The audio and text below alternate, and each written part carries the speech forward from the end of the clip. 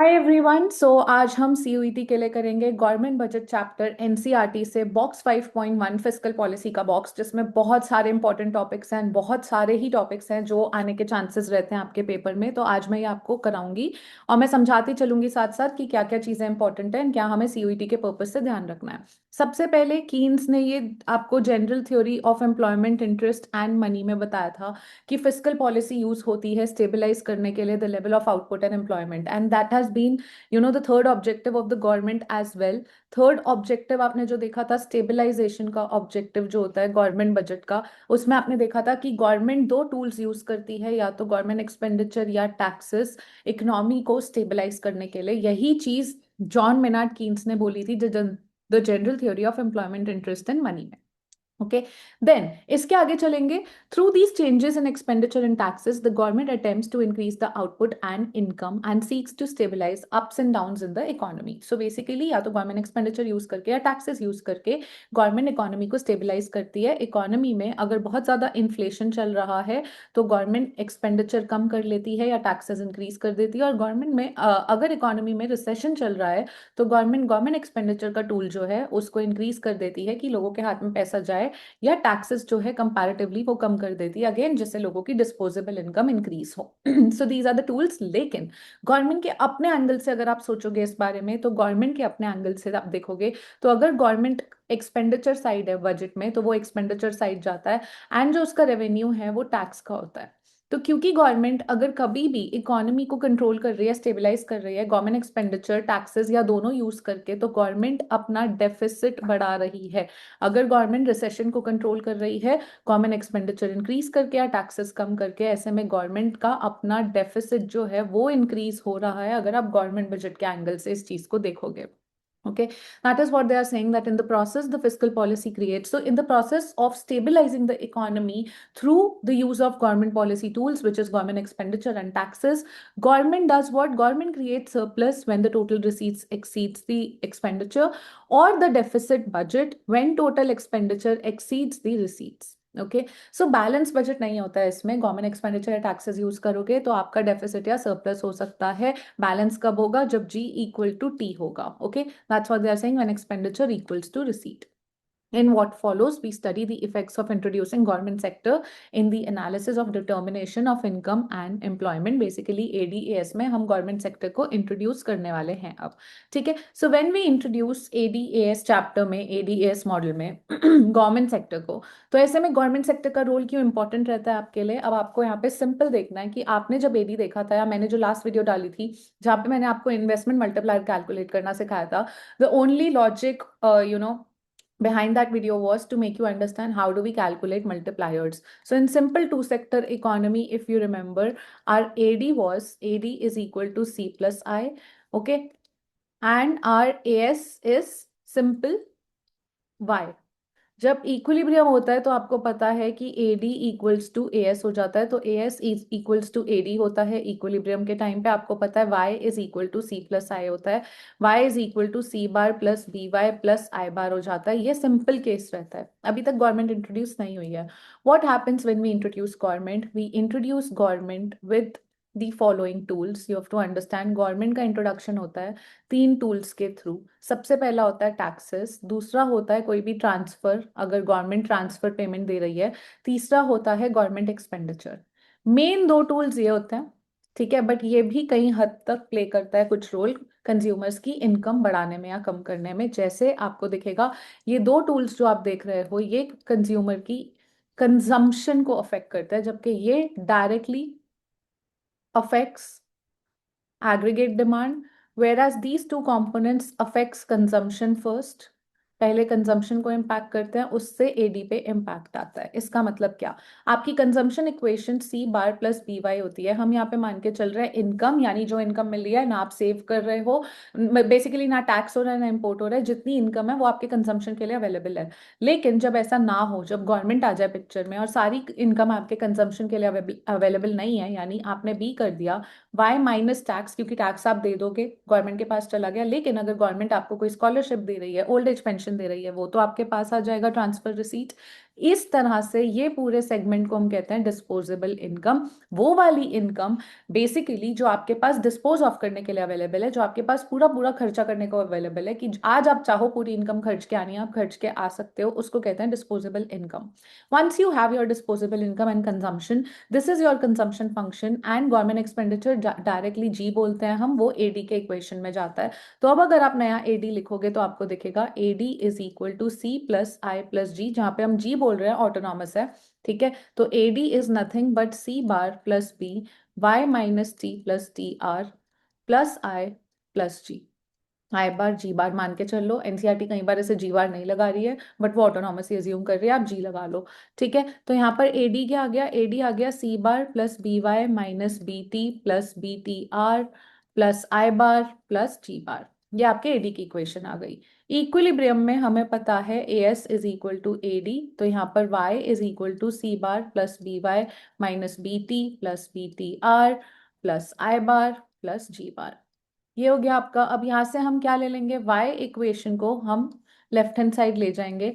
मुझे क्या मिलेगा यहाँ पर, 1 - b y is equal to same equation. जब आप y स्टार निकालोगे फाइनली अपनी इक्विलिब्रियम इक्वेशन, आपकी इक्विलिब्रियम इक्वेशन निकलेगी यहाँ से सी बार c bar upon 1 minus b, okay, then minus bt upon 1 minus b plus btr upon 1 minus b plus I bar upon 1 minus b plus g bar upon 1 minus b। अब मैंने जो सिखाया था आपको last video में, याद रखना, जिस चीज का मल्टीप्लायर निकालना है उसको छोड़ के बाकी सारे कंपोनेंट जीरो रख दो। अगर मुझे देखना है कि गवर्नमेंट को जब मैं लाई हूँ एग्रीगेट डिमांड की इक्वेशन में, गवर्नमेंट के आने से क्या असर पड़ा है, गवर्नमेंट के आने से अब हमने माना इकोनॉमी को स्टेबलाइज करना था। कीन्स ने अपनी बुक में क्या कहा था, कीन्स ने अपनी बुक में कहा था कि गवर्नमेंट फिस्कल पॉलिसी का एक रोल होता है स्टेबलाइज करना इकोनॉमी को। क्योंकि उन्हें इकोनॉमी को स्टेबलाइज करना था, सपोज उन्होंने गवर्नमेंट एक्सपेंडिचर इंक्रीज करा या उन्होंने टैक्सेस कम करे। अगर उन्होंने गवर्नमेंट एक्सपेंडिचर इंक्रीज करा है तो लोगों की इनकम कितने से इंक्रीज हुई है, क्योंकि आप तो इकोनॉमी को इम्पैक्ट कर रहे हो ना। सी गवर्नमेंट एक्सपेंडिचर इंक्रीज होने से जी माइनस टी होता है आपका डेफिसिट। तो ऑफ कोर्स गवर्नमेंट के अपने एंड पे जी माइनस टी की वजह से, जी इंक्रीज होने से उनका डेफिसिट जो है वो इंक्रीज होगा, हमने मान लिया। लेकिन अब गवर्नमेंट एक्सपेंडिचर बढ़ने की वजह से कितनी इनकम बढ़ी अगर मुझे जानना है, तो मैं बाकी सारे कंपोनेंट जीरो जीरो रख दूंगी। तो मेरे पास यहाँ पर आ जाएगा y is equal to G upon 1 minus B, यहाँ डेल्टा डेल्टा लगा दो एंड इसको लेफ्ट हैंड साइड ले आओ, तो delta y upon delta G is equal to 1 upon 1 minus B. Similarly अगर मुझे टैक्स मल्टीप्लायर निकालना है तो मैं टैक्स के कंपोनेंट को रखूंगी और y को रखूंगी, बाकी सबको जीरो जीरो जीरो जीरो कर दूंगी। तो मेरे पास आएगा y is equal to B T minus B T upon 1 minus B, दोनों साइड डेल्टा लगा दो, यहाँ भी डेल्टा टी लगा दो और t को इधर ले आओ नीचे, तो delta y upon delta t is equal to minus B upon 1 minus B. Minus C होता है आपके बुक्स में basically minus MPC upon 1 minus MPC.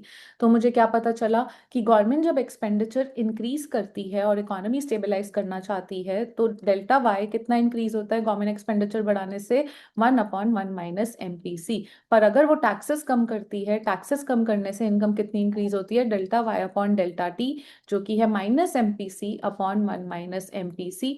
Previous year question में आ चुका है, आपको एमपीसी की वैल्यू 0.5 दी थी और आपको टैक्स मल्टीप्लायर की वैल्यू निकालनी थी। ठीक है, ये वाला क्वेश्चन आ चुका है, तो आपको आना चाहिए इस क्वेश्चन को। ये आपके 2025 के सीयूईटी के 3 जून शिफ्ट 2 में भी आया था। ठीक है, so this has been a question. Now coming back, यहाँ पर मुझे दिख गया माइनस एमपीसी है, इसका माइनस का सिंबल क्या है कि टैक्स बढ़ने पे इनकम कम होती है और टैक्स कम होने पे इनकम बढ़ती है, बेसिकली इनवर्स रिलेशनशिप। यहाँ पर नहीं है नेगेटिव साइन क्योंकि गवर्नमेंट एक्सपेंडिचर इंक्रीज होने से इनकम इंक्रीज होती है एंड पॉजिटिव रिलेशनशिप रहता है। That is your government expenditure multiplier and lump sum tax multiplier. क्योंकि यहाँ पे हमने लमसम टैक्स इंट्रोड्यूस किया था। लमसम टैक्स का मतलब होता है वो वाले टैक्सेस जो इनकम पे डिपेंड नहीं करते, फिक्स्ड अमाउंट ऑफ टैक्स है, टी अमाउंट ऑफ टैक्स है जो लगेगा और आपको जो देना पड़ेगा गवर्नमेंट को। ठीक है, यहाँ पर क्या होता है आपको ये बताने की कोशिश हो रही है कि जब आप गवर्नमेंट, सपोज आप यहाँ पे फॉर एग्जाम्पल ले लो, आपने बोला एमपीसी इकोनॉमी में 0.8 है। ऐसे में क्या होगा, अगर गवर्नमेंट एक्सपेंडिचर आप 100 से बढ़ाते हो तो आपका गवर्नमेंट एक्सपेंडिचर 100 से बढ़ा, अगर एमपीसी इस फॉर्मूला में डालोगे आपका मल्टीप्लायर आएगा 5, तो आपका जो लोगों की इनकम है वो 500 से बढ़ी। ठीक है, लेकिन सेम चीज अगर आपने लोगों को टैक्स कम करके मदद की होती, लोगों का टैक्स कम किया होता, तो लोगों की इनकम कितनी इंक्रीज हुई होती, टैक्स कम करने पे मल्टीप्लायर क्या है, -0.8/0.2 विच इज 4। क्योंकि -4 है, आपको पता है इनकम कितनी इंक्रीज होती है टैक्स कम करने पे, 400। यानी आपने तो दोनों में 100 ही करा, मतलब आपने या तो गवर्नमेंट एक्सपेंडिचर डायरेक्टली 100 बढ़ा दिया या आपने टैक्स कम कर दिया। यहाँ पर चेंज क्या है, दिक्कत क्या है कि टैक्स जो है ना, गवर्नमेंट एक्सपेंडिचर इस इक्वेशन में डायरेक्टली जा रहा था, तो गवर्नमेंट एक्सपेंडिचर इंक्रीज होगा, इनकम इंक्रीज होगी, डायरेक्टली इंक्रीज होगी। अगर आप ये इक्वेशन देखो, ये हमारी मेन इक्वेशन देखोगे, इस इक्वेशन में आपको पता चलेगा कि गवर्नमेंट एक्सपेंडिचर इंक्रीज होने से डायरेक्ट इम्पैक्ट पड़ रहा है इनकम पे। लेकिन जब टैक्स इंक्रीज हो रहे हैं, टैक्स इंक्रीज या डिक्रीज होने पे, टैक्स डिक्रीज होने पे सारा का सारा टैक्स रिडक्शन जो हुआ है वो लोग खर्चा नहीं कर रहे हैं, लोग उसका सिर्फ B% यानी MPC टाइम्स जो टैक्स है उतना ही लोग कंज्यूम कर रहे हैं, लोग सारा नहीं कंज्यूम कर रहे। तो इनकम भी आपकी MPC टाइम्स टैक्स ही बढ़ रही है। इस वजह से हम बोलते हैं गवर्नमेंट, अगर गवर्नमेंट एक्सपेंडिचर 100 से इंक्रीज करेगी तो लोगों की इनकम जो है वो 500 से इंक्रीज होगी, पर गवर्नमेंट अगर टैक्स कम करेगी 100 से तो लोगों की जो इनकम इंक्रीज होगी वो 400 ही होगी। दैट मीन्स टैक्स का जो इम्पैक्ट होता है वो उतना स्ट्रांग नहीं होता इनकम पे जितना आपके गवर्नमेंट एक्सपेंडिचर का इम्पैक्ट होता है। पर ऐसे में दोनों ही केसेस में गवर्नमेंट को डेफिसिट देना पड़ता है, government is under going the deficit. तो अगर ये सोल्यूशन लाना है, गवर्नमेंट ने एक बहुत स्मार्ट तरकीब निकाली। Government thought let's do one thing, हम क्या करते हैं, लोगों से टैक्स लेते हैं 100 का और लोगों को ही गवर्नमेंट एक्सपेंडिचर दे देते हैं 100 का। इससे क्या हुआ, G-T, delta G minus delta T क्या हुआ, ये आपका एक्सपेंडिचर था, ये आपका रेवेन्यू था, आपने दोनों दोनों 100 से करा तो आपका बजट जो है वो बैलेंस हो गया। आपको अपने एंड से डेफिसिट नहीं हुआ, आपने लोगों से 100 लिए और लोगों को 100 दिए। जब आपने लोगों से 100 लिए, अगर आपने delta Y upon delta T देखा है, that is MPC upon 1 minus MPC, minus sign आ गया है तो वो 4 टाइम्स है। इसका मतलब अगर आपने लोगों से टैक्स इंक्रीज किया है 100 का, लोगों की इनकम कम होगी कितने से, 400 से। लेकिन अगर आपने गवर्नमेंट एक्सपेंडिचर बढ़ाया है 100 से, तो 1/1 माइनस MPC है मल्टीप्लायर, यानी 5 टाइम्स है। तो आपके 100 एक्सपेंडिचर बढ़ाने से लोगों की इनकम बढ़ी है 500 से। तो आप देखोगे लोगों की इनकम कम भी आपने की 400 से, पर बढ़ाई भी आपने 500। तो इसका मतलब है नेट इम्पैक्ट जो आया इनकम पे वो इंक्रीज हुई इनकम 100 से।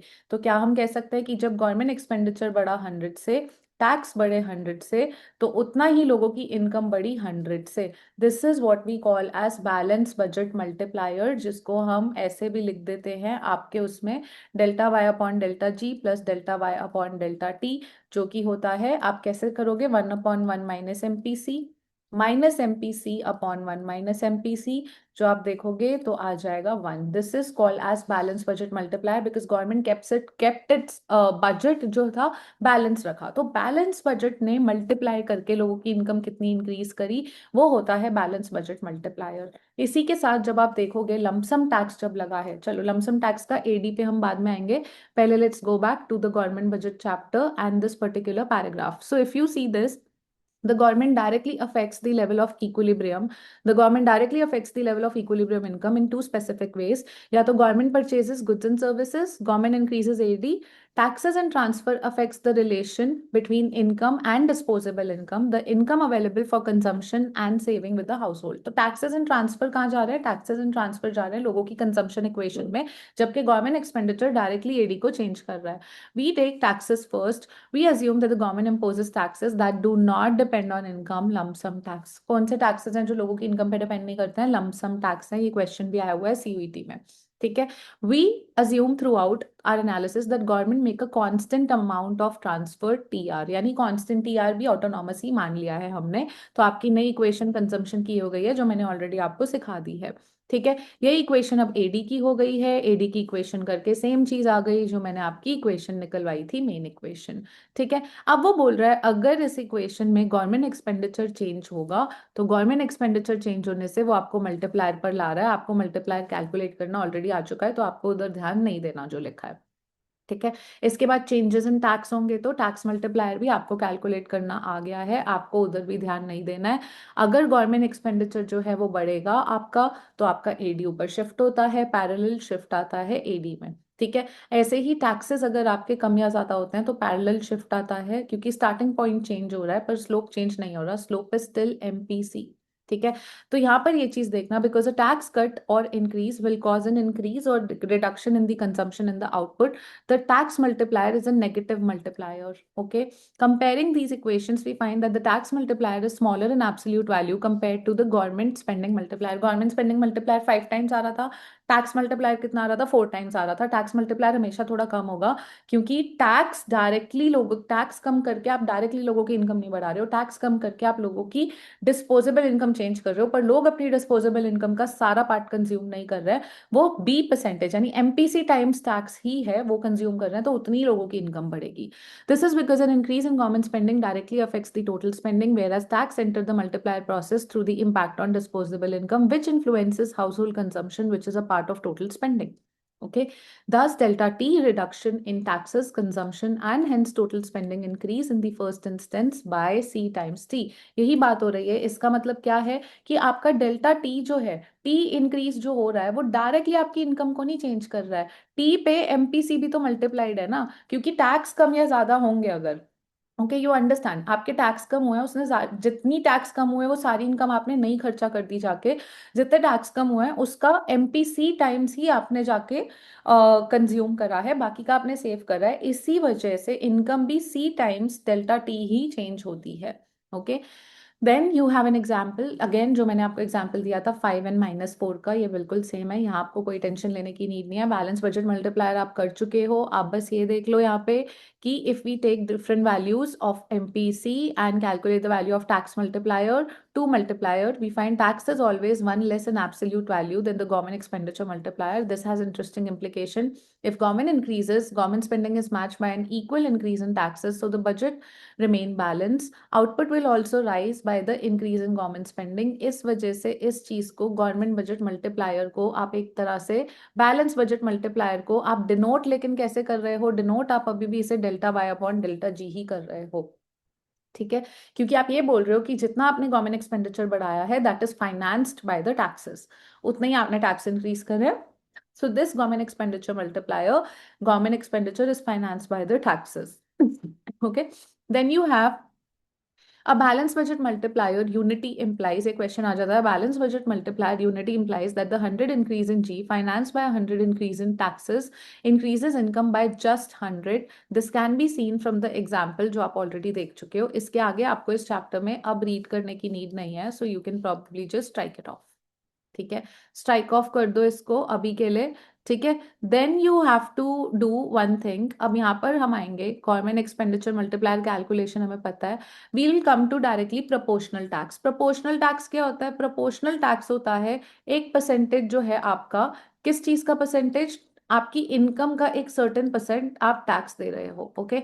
Late me first show you through the notes. Let me first explain you and then we can probably do that. Just a second. Yeah. Okay. अब हमने बोला प्रोपोर्शनल टैक्स है. प्रोपोर्शनल टैक्स का मतलब होता है एक percentage of your income. That means your tax is nothing but T percentage of your income. क्योंकि अब आपका टैक्स प्रोपोर्शनल टैक्स है, अब आपकी एडी की इक्वेशन चेंज होगी. अब आपकी नई एडी और एएस की इक्वेशन होगी. सीधा इक्विलिब्रियम इक्वेशन पे जाके बोलूं तो AS is equal to AD. That means AS is equal to C bar plus B. इस बार y माइनस टी वाई हो गया है, प्लस टी आर है. ठीक है. प्लस जी बार है, प्लस आई बार है, प्लस टी आर बार है. इस बार इक्वेशन चेंज हो गई है. ठीक है. A S is equal to this है, that means Y is equal to this. अब वाई के कॉम्पोनेंट्स आप ओपन करोगे तो क्या आएगा? C bar plus B Y. अब इसको भी आप कॉमन ले लो तो एक्चुअली आपका जो आ रहा है वो ये आ रहा है कि B 1 - T Y plus T R bar plus G bar plus I bar. अब आप इस पूरे टर्म को इधर लेके जाओगे तो 1 - b 1 - T Y is equal to C bar plus I bar plus G bar, sorry plus B T R bar. ठीक है. Plus B T R bar. ये आपकी इक्वेशन आ जाएगी. तो अब आपका जो इक्विलिब्रियम इनकम आएगी वो आएगी C bar upon 1 - B 1 - T plus I bar upon 1 - B 1 - T plus G bar upon 1 - B 1 - T plus B T R 1 - B 1 - T. ठीक है, अब आपने अगर ये देखा हो यहाँ पे, तो यहाँ पे आपका government expenditure multiplier, investment multiplier सब चेंज हो चुका है। अगर आप देखोगे government expenditure multiplier delta Y upon delta G अब हो गया है 1/1 - बी था पहले, अब 1 - टी बी हो गया है। तो now the slope has change, slope has changed. ठीक है, स्लोप चेंज हो गया है। तो आपका जब स्लोप चेंज होता है और ऐसे में आपका टी इंक्रीज या डिक्रीज होगा, तो आपका जो है शिफ्ट कैसे आएगा, स्विंग के तौर पे आएगा। तो अगर आप यहाँ देखोगे, this is your one, if we see this, मैं दो एडी आपको बना के दिखाती हूँ, दोनों ही cases. You have this one case where this is your aggregate demand one. ठीक है, ये स्टार्ट कहाँ से हो रहा है, C bar plus I bar plus G bar minus B T plus B T R. ठीक है, ये यहाँ से स्टार्ट हो रहा है, और इसका जो स्लोप था वो एमपीसी था। ऐसे में जब आपका लमसम टैक्स डिक्रीज होता है, तो आपका एडी ऊपर की तरफ शिफ्ट हो रहा था, पैरेलल शिफ्ट आ रहा था।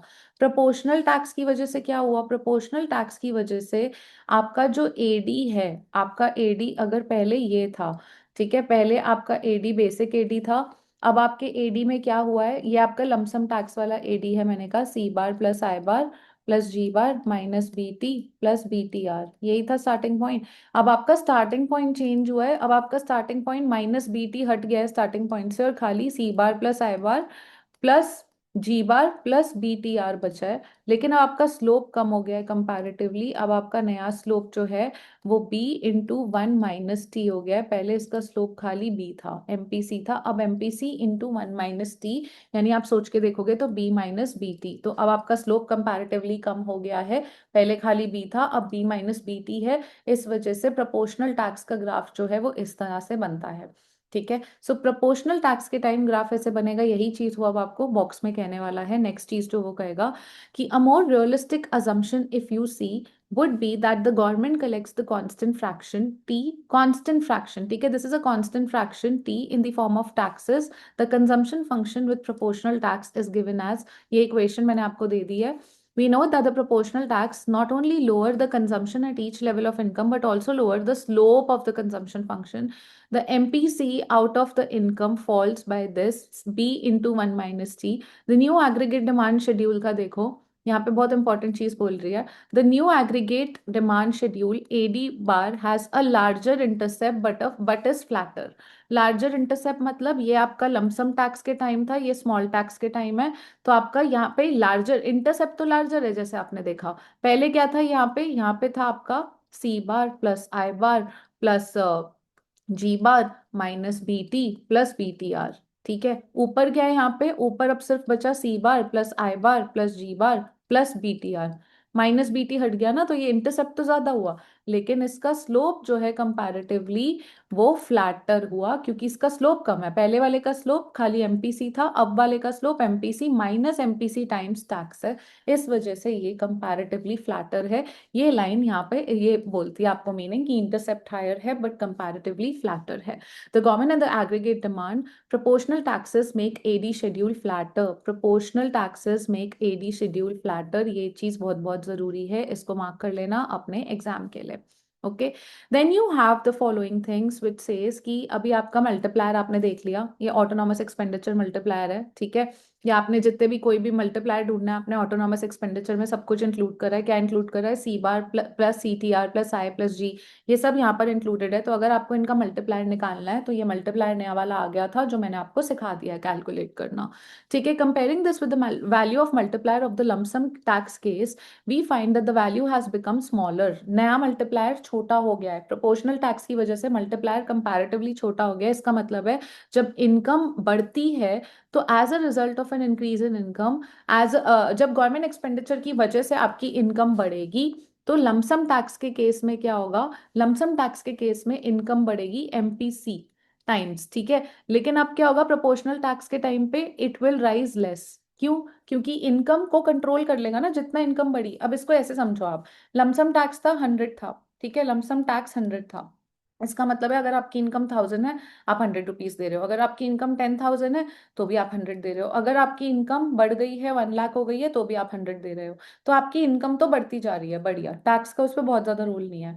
ठीक है, लेकिन अगर आपका लमसम, अगर आपका प्रोपोर्शनल टैक्स है टी वाई, तो अगर आप 1000 रुपीज आपकी इनकम थी, तो आप टैक्स दोगे 100, अगर आपकी 10,000 थी आप 1,000 टैक्स दोगे, अगर आपकी इनकम 1 लाख थी आप 10,000 टैक्स दोगे, आपकी इनकम कितनी रह गई 900।